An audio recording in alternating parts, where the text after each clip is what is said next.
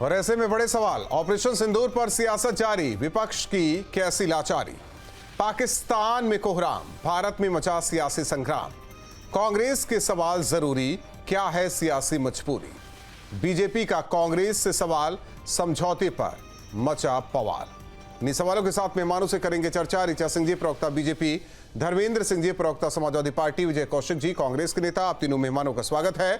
विजय कौशिक जी, क्योंकि आपकी पार्टी पर आरोप कि 91 में समझौता, 94 में लागू, नरसिम्हा राव की सरकार थी, उससे पहले 91 की बात करें तो ये समझौता हुआ था। लेकिन आज कांग्रेस की नेता प्रवक्ता ये कह रही हैं कि ये तो मनोहर कहानियां हैं बीजेपी की, लेकिन सच्चाई भी तो आनी चाहिए देश के सामने कि क्या क्या पीछे हुआ, क्या अब हो रहा है, क्या आगे होगा। बिल्कुल सच्चाई सामने आनी चाहिए और सच्चाई सामने आगे लाने के लिए मैं मोदी जी से आग्रह करूंगा, उनकी पार्टी से आग्रह करूंगा कि सच्चाई पूरी की पूरी एज इट इज रखें। इसी देश की संसद में एक प्रस्ताव पास हुआ था कि पीओके भारत का अभिन्न हिस्सा है, उसे हम लेकर रहेंगे। पूरे देश में देखा था कि इंदिरा गांधी जी के नेतृत्व में किस तरह से पाकिस्तान के 2 टुकड़े किए थे। मोदी जी, आपने करके क्या दिखाया है? सिर्फ भाषणबाजी और जुमलों के। आपकी नसों में गर्म सिंदूर बह रहा है। आपने तो रिसर्च का एक नया मुद्दा दे दिया दुनिया भर के साइंटिस्टों को कि वो आए और आपके ऊपर रिसर्च करें।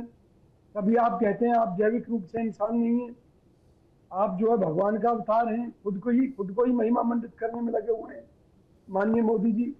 कभी कहते हैं कि पाकिस्तान के रडार की पकड़ में हमारे हवाई जहाज इसलिए नहीं आएंगे क्योंकि वो बादलों में छुप जाएंगे।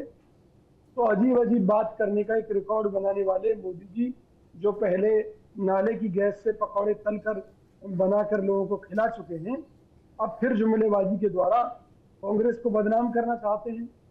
अरे, अपनी नाकामयाबियों के कारण देश को नुकसान पहुंचाने वाले माननीय मोदी जी, कांग्रेस सत्ता में नहीं है, विपक्ष में है।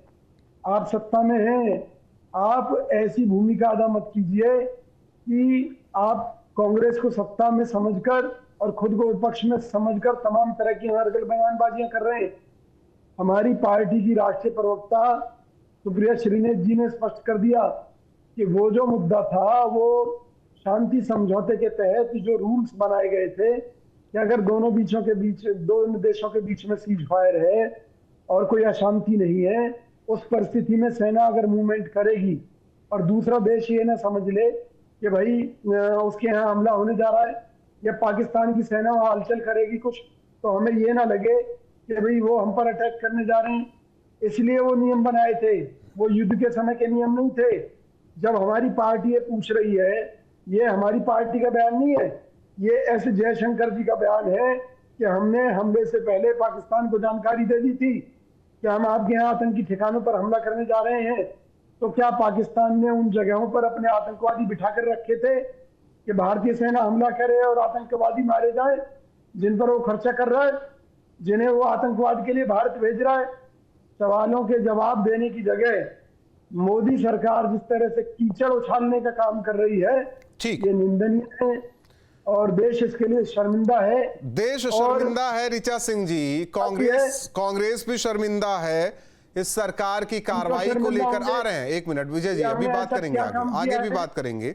ऋचा जी, वो तो एक तरीके से कहे कि शांति समझौता था, पीस टाइम था, ये तो वॉर टाइम है।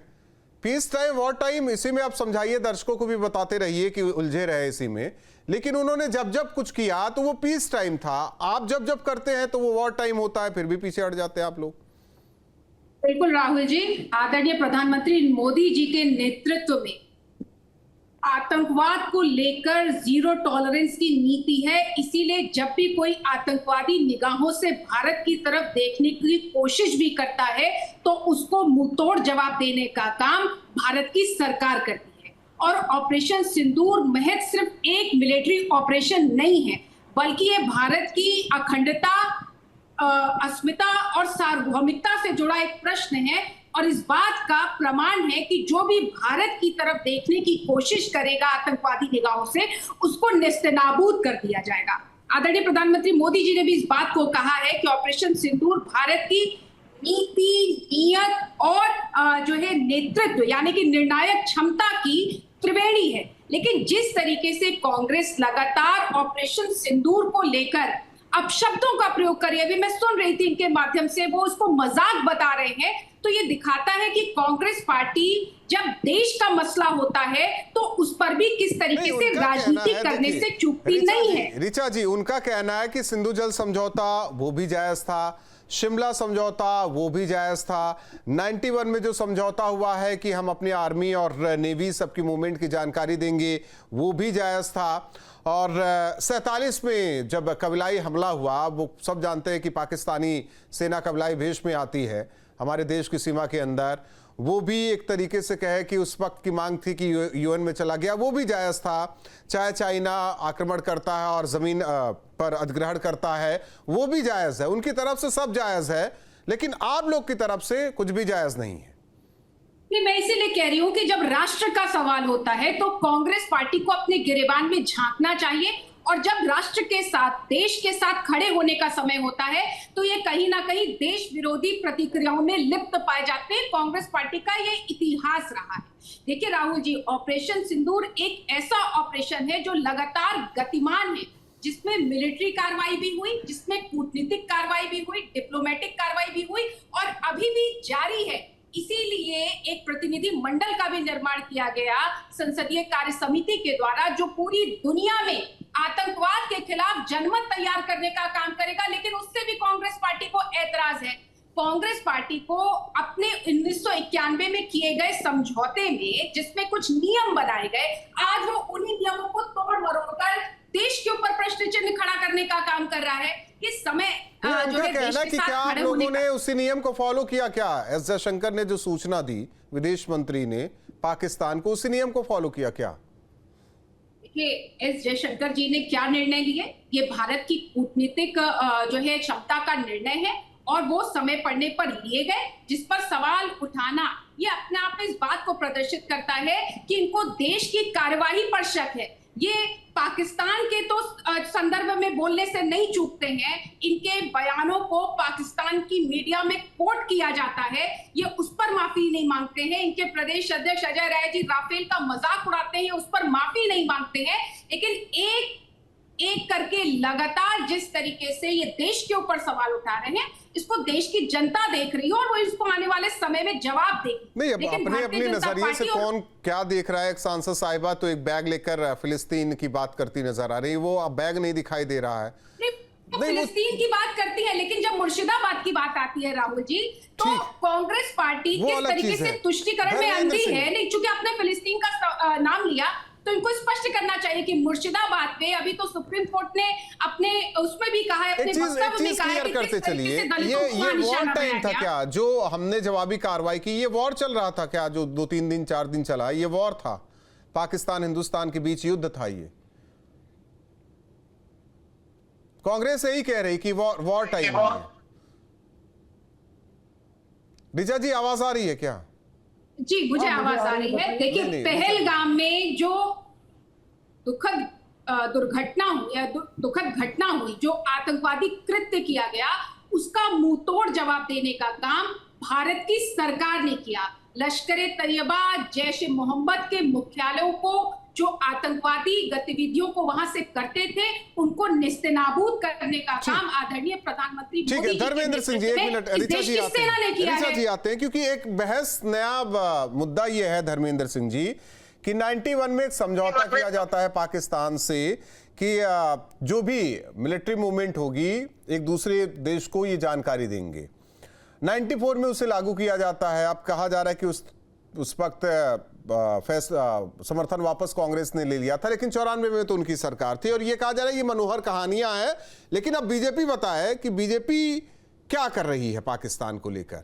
समय समय पर नरमी तो हमने देखी कई सरकारों की, लेकिन सवाल इस बात को लेकर है या तो आप राष्ट्र के साथ रहिए या तो पूरी तरह खिलाफ हो जाइए। बहुत अच्छा सवाल आपने किया राजपूत साहब।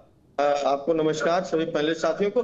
देखिए, सरकार से सवाल पूछना, राष्ट्र के खिलाफ हो जाना, ये बात केवल भारतीय जनता पार्टी जानती है और ये भूल जाती है। इसके पहले इनके नेता नरेंद्र मोदी जी लगातार सरकारों से सवाल पूछते रहे तत्कालीन मुख्यमंत्री के रूप में संवैधानिक पद पर रहते हुए उन्होंने केंद्र सरकार से सवाल पूछे, और एक नहीं, जब इस तरह के सवाल पूछे तीखे कि सीमा पे सरकार के रहते हुए कैसे लोग अंदर आ जाते हैं, गोला बम कैसे आ जाता है, आतंकवादी कैसे आ जाते हैं, कैसे घटनाएं हो जा रही है, तमाम सवाल पूछते रहे। और अब कोई सवाल पूछता देशद्रोही हो गया। क्या दोहरा मापदंड है इसको, ये तो क्या कितने काबिल लोग हैं, उस पर क्या कहा जाए। दूसरी बात देखिए, जो ये कि हमने बता दिया एस जयशंकर जी का बयान, सवाल तो तमाम है, सवाल समय समय पर उठेंगे। सेना के शौर्य को सलाम, सेना ने बहादुरी से पाकिस्तान के छक्के छुड़ा दिए, पाकिस्तान के जो आतंकी ठिकाने हो, चाहे पाकिस्तान के एयरबेस हो, सब जगह मारा और घुस करके मारा। इससे ज्यादा ताकत का परिचय शायद ही दुनिया में कोई दे। लेकिन कूटनीतिक तरीके से और जो सरकार के जो निर्णय रहे उस पर सवाल उठेंगे, क्योंकि सवाल दिख रहे हैं।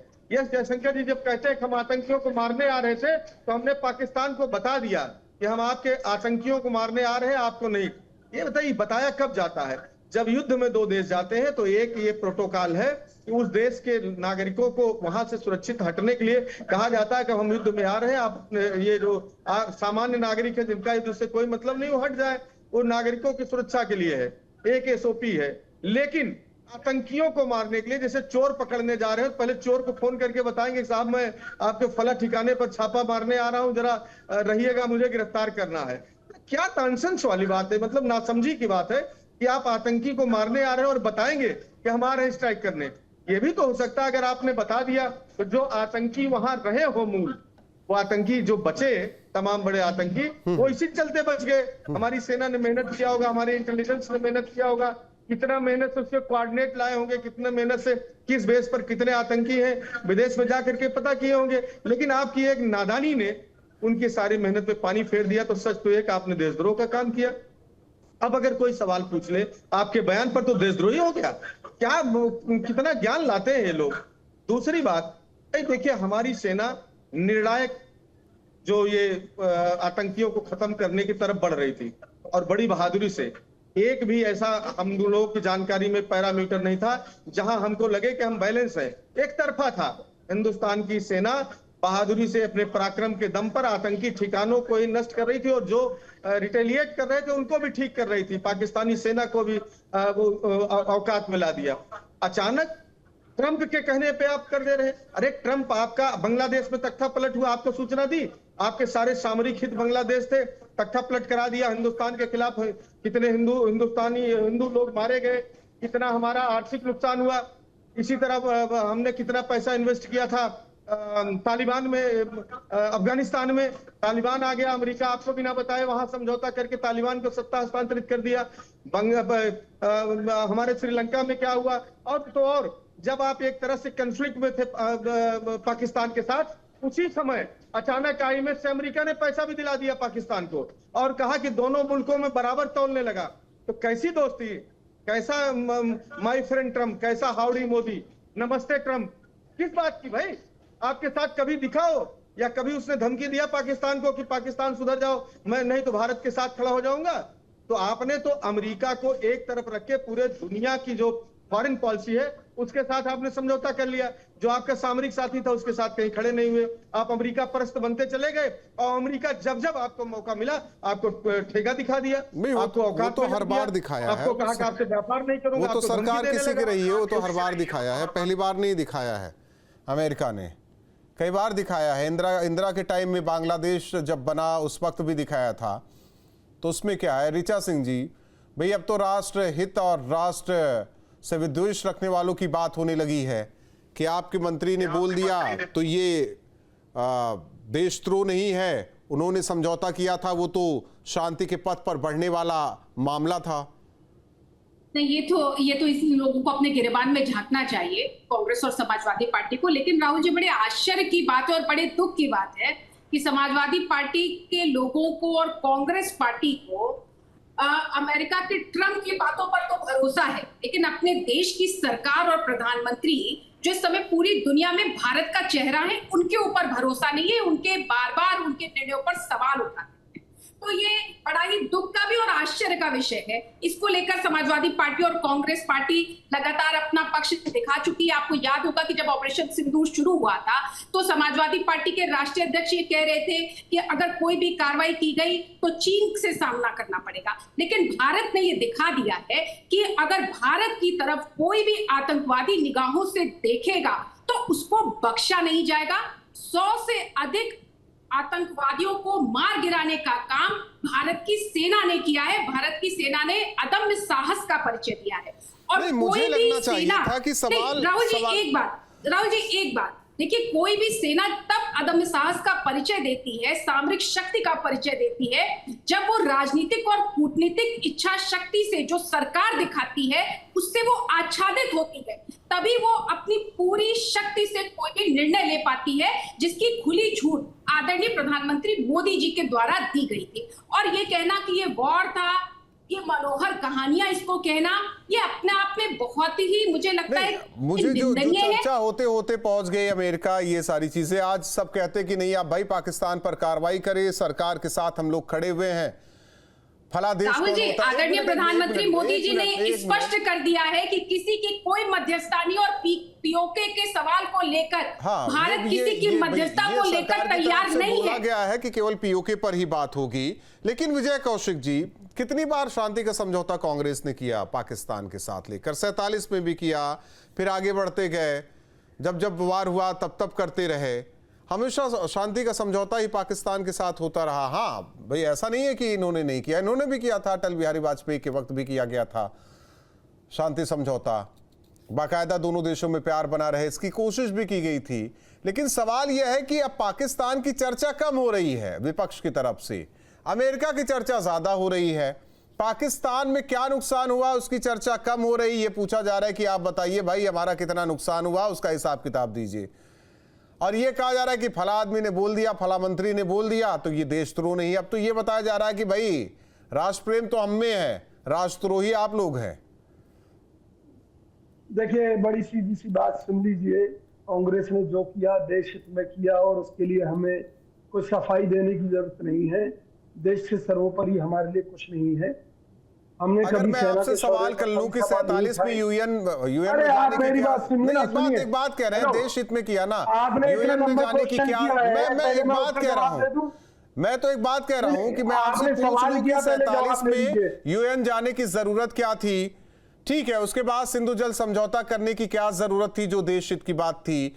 ठीक है, इंदिरा गांधी ने, फिर हम लाल बहादुर शास्त्री की बात कर लेते हैं, वो भी पाकिस्तान में उनके दौरान घुस गए थे, उस दौरान भी ऐसा क्या था कि वापस आ गए। एक बात कह रहा हूं मैं आपके, देखिए एक क्वेश्चन में 10-10 क्वेश्चन घुसाकर आप बात करेंगे। नहीं, मैं सबका सारा आप बता दीजिए ना, ऐसी क्या जरूरत थी? फिर मैं कहता हूं कि बांग्लादेश बन गया, 90,000 से ज्यादा सैनिक आ गए थे, तो फिर ऐसा क्या था कि शिमला समझौता करना पड़ा? मुझे इतना जानना है, क्या दर्शकों को जानना है कि देश हित वाली कौन सी उसमें बात थी, ये बता दीजिए। देखिए, जहां तक देश के दर्शकों की बात है तो उनके सामने मैं स्पष्ट रूप से बताना चाहता हूं कि कांग्रेस पार्टी के लिए कभी भी देश हित से ऊपर कभी कुछ नहीं रहा, ना है और ना होगा, पहली बात। दूसरी बात, जो भी निर्णय होते हैं वो परिस्थिति के अनुसार होते हैं। तीसरी बात, जब जब जो फैसले लिए गए, जब आजादी के समय की बात थी तो हमारे देश के पास क्या संसाधन थे, क्या आर्मी थी, क्या कुछ था? जरा उसका पिछला रिकॉर्ड, तो पाकिस्तान से बेहतर तो था ना? क्या परिस्थिति? नहीं, पाकिस्तान से बेहतर था तो फिर क्या मतलब है उसका? पाकिस्तान का के साथ जो हमने बंटवारा मंजूर किया था, जो नया जो पाकिस्तान बना था और इधर हिंदुस्तान, तो वो जो बंटवारा है उस बंटवारे के हिसाब से हमें चलना था या नहीं चलना था? तो जो अंग्रेज लीग रख गए कि कोई भी प्रदेश किसी भी देश के साथ जा सकता है, उन परिस्थितियों में कांग्रेस ने इस देश को एकजुट किया नहीं किया? आजादी के बाद भी गोवा का विलय भारत में कराया नहीं कराया? असम का विलय कराया नहीं कराया? चाइना के विरोध के बावजूद भी। कौन सी दुनिया में रहते हैं आप? क्या 1947 में विलय हुआ? कश्मीर का विलय भी कराया था, मैं तो कह रहा हूँ कश्मीर का विलय कराया था। फिर आधा क्यों नहीं था? कराया था आधा कश्मीर, पूरा नहीं। अरे आधा कश्मीर हो, करा तो लिया इन्होंने। अगर मतलब वो मैं कहना चाहता हूं कि अगर इतना ही दम है, इतना 56 इंची सीना है और हमारी सेना जीत रही थी, तो क्यों नहीं पीओके ले लिया? ये तो हमारे देश की लोकसभा में प्रस्ताव पास हो चुका है और आज भी पीओके को लेकर जो चुनाव होने चाहिए वो चुनाव एज इट इज छोड़े हुए हैं, क्योंकि वो हमारा हिस्सा है। क्यों नहीं करवाया आपने? पीओके को आप ये कहते हैं, सुनिए मोदी जी कहते हैं पाकिस्तान थर थर कांपने लगा, पाकिस्तान के मोदी जी जो कहते हैं उसको करके दिखाते हैं। मोदी जी ने कहा है कि जब भी बात होगी वो पर बात होगी, जिसमें कोई भी मध्यस्थता नहीं किसी की स्वीकार्य होगी। अगर पाकिस्तान गिड़गिड़ा रहा अगर राष्ट्र सर्वोपरि होता तो आज आप राष्ट्र के साथ खड़े होते, लेकिन आप तो बार बार अमेरिका और पाकिस्तान के जो है संदर्भ में अपने वक्तव्य देते हैं। अरे उनके लिए मोदी जी ने इतने प्रोग्राम किए और वो कहते हैं मैंने भारत को व्यापार की बात तो सही है ऋचा जी, भाई उनके भी आरोप तो सही है। प्रधानमंत्री मोदी जी ने इस देश की अर्थव्यवस्था को 5वें नंबर की सबसे बड़ी अर्थव्यवस्था बनाने का काम किया और पाकिस्तान से मतलब है, अर्थव्यवस्था से है। नहीं मतलब है, पाकिस्तान से मतलब है। इन्होंने अभी अर्थव्यवस्था कहा, हमें इस बात से मतलब है सेना के शौर्य पर आपको तब रिपोर्ट नहीं पढ़नी है, तब जो आपको आंकड़े भारत नहीं की देखने हैं। हार हुई है अंतर्राष्ट्रीय स्तर पर, उसको लेकर हमें चिंता है। हम इसलिए सवाल पूछ रहे हैं, उनका जवाब मोदी जी को देना चाहिए। सही बात है ऋचा जी।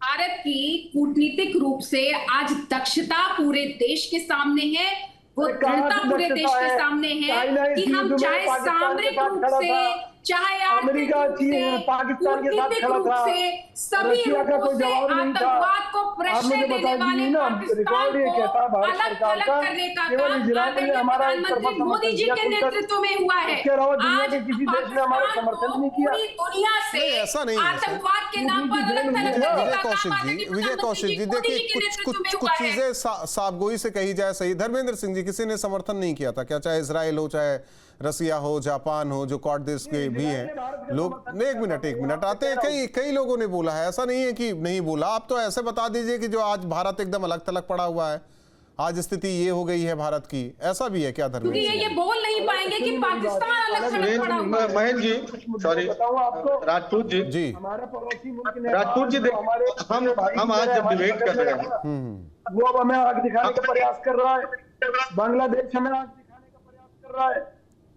पाकिस्तान से तो पहले से ही हमारा 36 का आंकड़ा है, भूटान के साथ भी कोई बहुत ज्यादा समझौता करा है आप लोग। 36 का आंकड़ा है समझौता। भाई इसी सरकार में, मैं कहूंगा इसी सरकार में सिंधु जल समझौता स्थगित हुआ है ना, इसी सरकार में हुआ कि आपने किया है?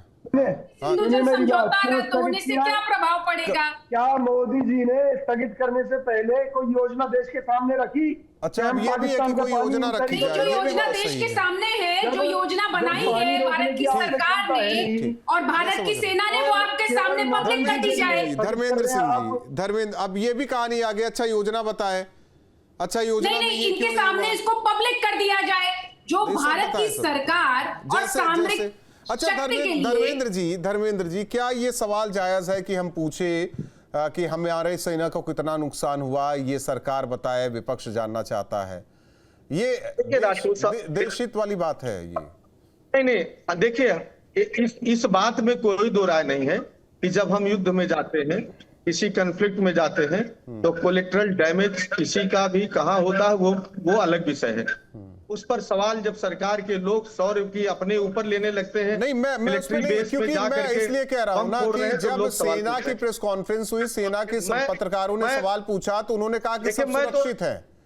समाजवादी पार्टी का मानना है, मेरा मानना है कि जो सरकार, जो सेना ने प्रेस कॉन्फ्रेंस करके हमको बताया वो अक्षरशः सत्य है।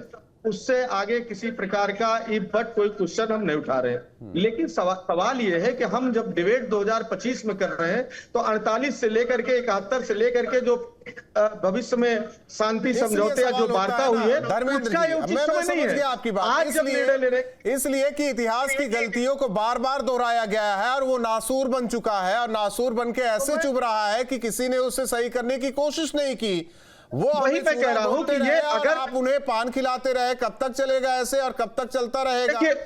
नहीं, मेरा कहना है कि अगर इतिहास में कोई चीज हुई जो निर्णय लेने में तत्कालीन, हालांकि समय परिस्थितियां अलग होती हैं, उस समय की जो निर्णय लिए हैं आज की परिस्थितियों में जब हम तुलना करेंगे तो गलत सही हो सकते हैं, लेकिन आज जो निर्णय आज की परिस्थितियों में गलत किए गए, इस पर आपत्ति है। आज का जो निर्णय है वो भी समय और परिस्थिति के अनुसार चल रहा है। तो फिर कहेंगे नहीं नहीं साहब आप ये गलत कर रहे हैं। आप बताइए, आपने सिंधु जल समझौता स्थगित कर दिया है, तो आप प्लान बताइए कि आगे क्या करने वाले हैं। देखिए मैं किसी की बात नहीं कर रहा हूं, मैं देश हित की बात कर रहा हूं। दूसरी नहीं, हमने समझौता क्यों किया जब हम पीओके आसानी से ले सकते थे। जब परिस्थितियां थी हमारे साथ उस जमाने में, उस समय जब युद्ध हुआ तो जब अमेरिका हमारे खिलाफ आया तो हमारे साथ रसिया खड़ा हुआ, यह सर्वविदित है। आज हमारे साथ कौन खड़ा हुआ? अच्छा, हम यही रूस भी जानना नहीं चाहते खड़ा हैं। हुआ। आज के सामरिक आपके विरोधी थे, रूस भी नहीं खड़ा है इसने क्या? कहा कि हम आपके साथ रहेंगे और आप न्याय पर हैं। नहीं, ये भी नहीं था कि भारत चीजें कोई कंफर्म करते हमला चलिए। करने का आपके कब्जा राष्ट्रीय कर लेगा। अध्यक्ष जी तो भारत चीन से ग्लोबल- आंखें दिखाने का डर दिखा रहे थे भारत का देश को हमेशा ऑपरेशन स्टैंड रहा सिंदूर था के कि समय। आतंकवाद का मैं उस समाजवादी दुनिया पार्टी के में राष्ट्रीय प्रचार अध्यक्ष ये चीन की चीज आंखों का डर आतंकवाद दिखा रहे थे आतंकवाद है। ऑपरेशन लोगों को सिंदूर और होने बताया से जा पहले। रहा है बट नहीं है कि पाकिस्तान कि का कोई आतंकवाद देश ही भारत नहीं का खड़ा था, आतंकवाद, अमेरिका कोई का देश ही नहीं आतंकवाद, खड़ा है ब्रिटेन का भारत के आतंकवाद अलग साथ। है। ये भी बताने की कोशिश हो रही, कोई देश नहीं खड़ा है क्या आपके साथ, भारत के साथ? मैं तो नहीं, जान रहा हूं धर्मेंद्र सिंह एक भारतीय है, भारत के साथ कोई नहीं खड़ा है। नहीं, हम सवाल ये है कि ये तो मोदी जी को बताना पड़ेगा कौन समाजवादी कौन खड़ा पार्टी के है। राष्ट्रीय यही तो हम सवाल कर अध्यक्ष- रहे बहुत बहुत हैं। धन्यवाद चीन आप की तीनों आंखों मेहमानों का का- हमारे साथ जुड़ने के लिए।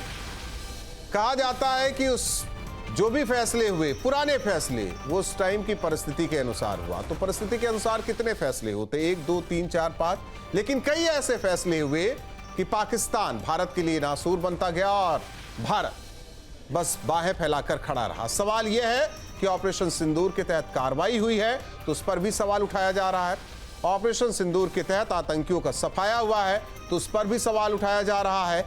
विपक्ष ये बार बार पूछ रहा है कि आप बताइए कि हमारे कितने फाइटर प्लेन गिरे, आप ये बताइए कि हमने फला समझौता तो शांति के पथ पर आगे बढ़कर किया था, लेकिन आप तो युद्ध में थे, ये युद्ध था। अगर युद्ध था तो वाकई 2-3 दिन में ये युद्ध खत्म हो गया, ये आप लोग आकलन कीजिए। सवाल इस बात को लेकर है कि जब पाकिस्तान की बात यहां होनी चाहिए तो अमेरिका की बात क्यों लाई जाती है। सवाल इस बात को लेकर है कि राष्ट्र के साथ खड़े होने का वक्त है या फिर अपनी सियासत चमकाने का वक्त है। 2 टूक में इतना ही।